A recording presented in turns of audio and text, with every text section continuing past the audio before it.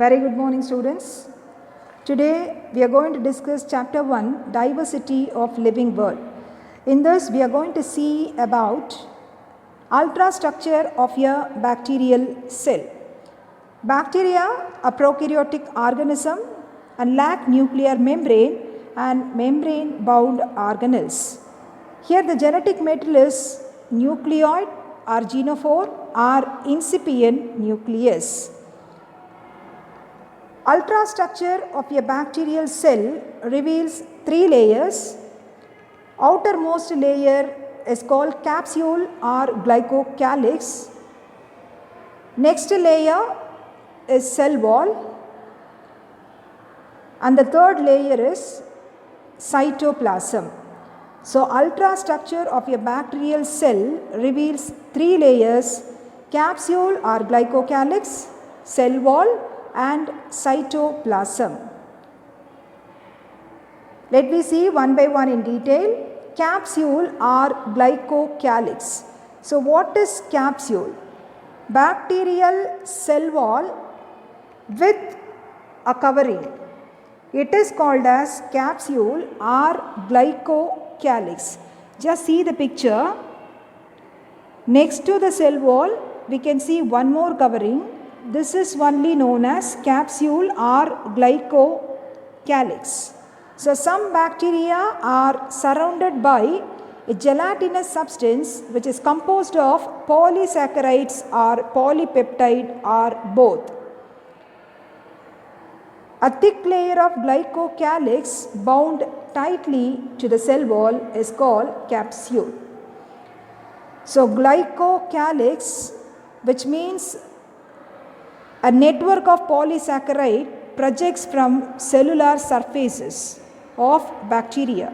Glyco refers to sugar and calyx refers to coat.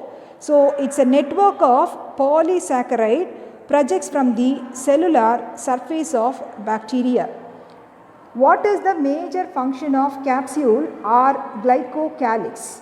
It protects cell from desiccation and antibiotics. So it protects cell from drying and antibiotics.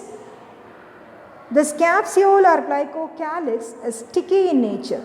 So this sticky nature of the capsule helps them to attach to substrates like plant root surfaces, human teeth and tissues. It also helps to retain the nutrients in bacterial cell. So these are all the important functions of capsule or glycocalyx.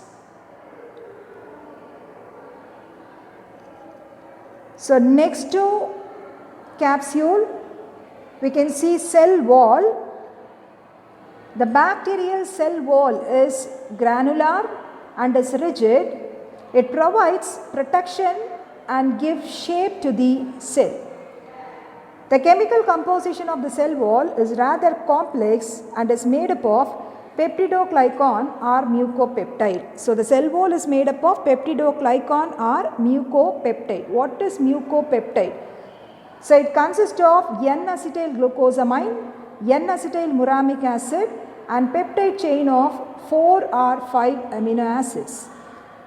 One of the abundant polypeptide called porin is present and it helps in the diffusion of solutes. So porin are the channels with wide water filled pores found in the outer membrane of gram-negative bacteria and also mitochondria. So porin, it's nothing but a polypeptide. It is present in the cell wall of bacteria and helps in the diffusion of solutes. So this is about the capsule or glycocalyx and cell wall. So next to cell wall, plasma membrane. Inner to the cell wall we can see the plasma membrane. The plasma membrane is made up of lipoprotein. Just see the picture, here it is marked cytoplasmic membrane. That is only the plasma membrane. So plasma membrane is made up of lipoprotein.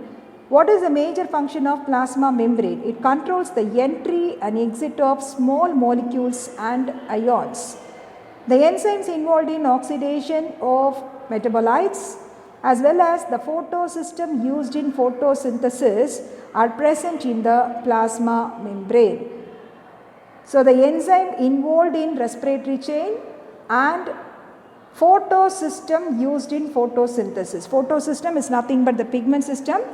It is used in photosynthesis. So, the enzyme involved in respiratory chain and photosystem used in the photosynthesis are present in the plasma membrane. Next to plasma membrane, we can see cytoplasm. So, cytoplasm is thick and semi-transparent. It contains ribosomes and other cell inclusions.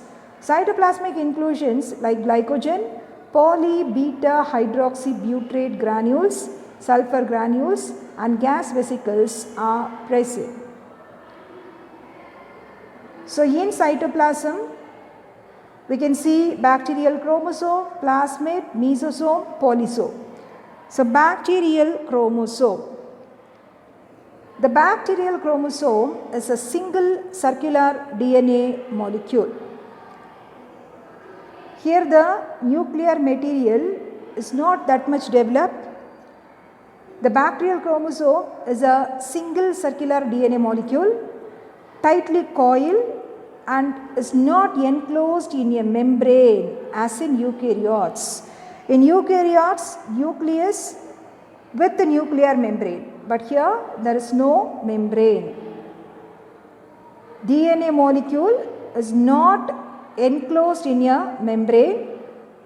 This genetic material is called nucleoid or genophore. So, in bacteria, the nuclear material or genetic material is said to be nucleoid or genophore. It is amazing to note that the DNA of E. coli, which measures about 1 millimeter long when uncoiled, contains all the genetic information of the organism.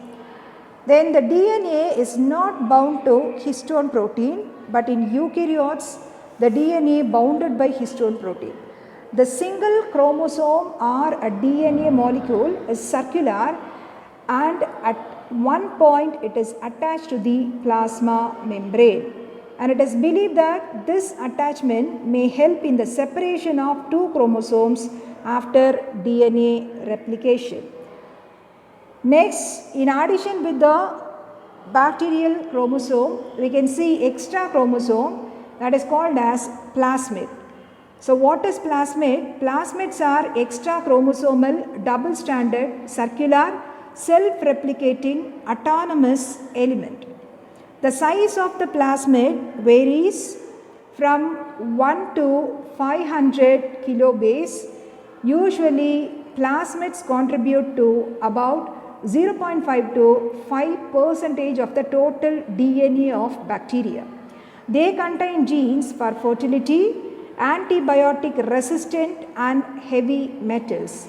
It also helps in the production of bacteriocins and toxins which are not found in the bacterial chromosome.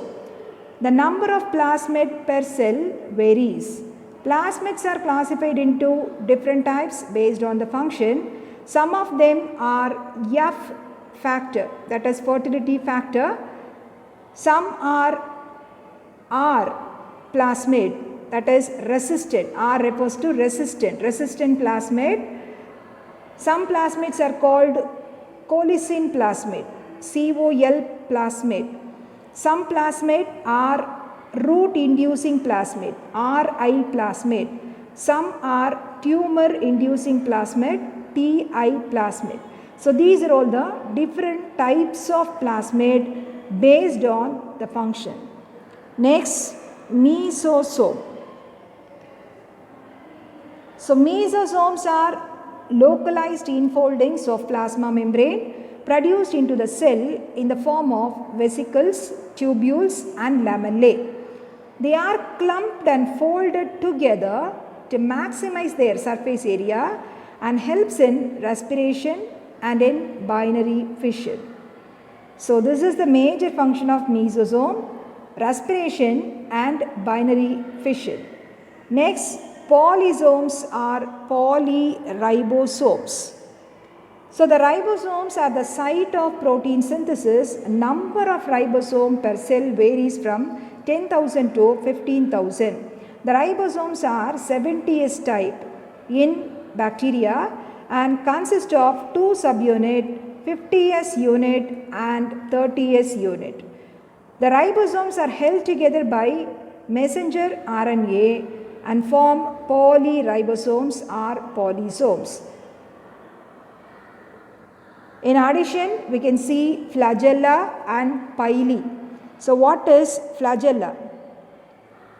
Certain motile bacteria have numerous thin hair-like projections of variable length. It emerges from the cell wall called flagella. It is 20 to 30 micrometer in diameter and 15 micrometer in length. The flagella of eukaryotic cell contains 9 plus 2 microtubules, but each flagellum in bacteria is made up of a single fibril. In eukaryotic, we can see 9 plus 2 microtubule, but in bacteria, each flagellum made up of a single fibril. What is the major function of flagella? Used for locomotion. So bacteria can move with the help of flagella. Based on the number and position of the flagella, there are different types of bacteria like monotrichous, lophotrichous, amphitrichous, peritrichous, atrichous. So these are all the different types of bacteria based on the position of the flagella in bacteria. Next, Fimbriae or pili. So what is pili or Fimbriae? Hair-like appendage found on the surface of the cell wall of gram-negative bacteria is called as Fimbriae or pili. The pili are 0.2 to 20 micrometer long with a diameter of about 0.025 micrometer. In addition to normal pili, there are special type of pili. What is the major function of pili? Help in conjugation called sex pili. So sex pili also found in the bacterial cell. So conjugation tube formed with the help of sex pili. So the pili involved in sexual reproduction of bacteria is known as sex pili. So these are all the different parts of the bacteria. So ultrastructure of the bacteria reveals capsule or glycocalyx, cell wall and cytoplasm. In cytoplasm, we can see bacterial chromosome, plasmid, mesosome, polysome or polyribosome. Then flagella and pili also present in bacteria. So far we discussed the ultrastructure of the bacteria. That's all about today's class. Thank you.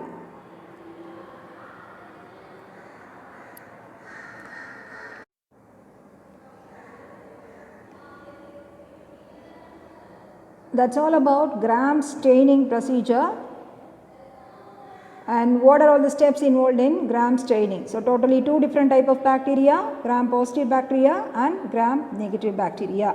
So this is about gram staining procedure. That's all about today's class. Thank you.